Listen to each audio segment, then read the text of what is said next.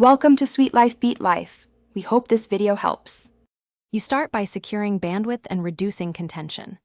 Run a speed test now. If you're under target, prioritize devices or switch to wired Ethernet. Once done, move the router centrally and pick 5 GHz for lower interference. Make sure background uploads, cloud sync, and VPNs are paused because they steal throughput.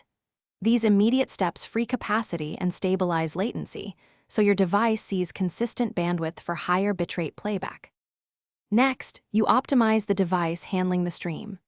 Update the Netflix app and device firmware, then clear the app cache to remove corrupted buffers.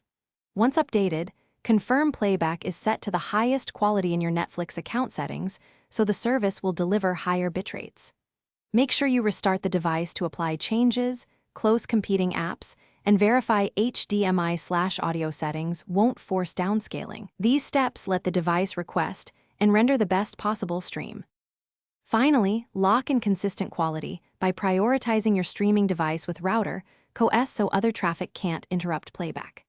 Then test a high-quality title and inspect that your TV or player supports the codec and HDR being delivered. Swap HDMI cables or ports if you see dropouts or color issues. If problems persist, reboot the router, contact your ISP about line issues, and try another device to isolate hardware. That single troubleshooting tip usually reveals whether it's network or device at fault. Thanks for watching. Consider subscribing if we helped you.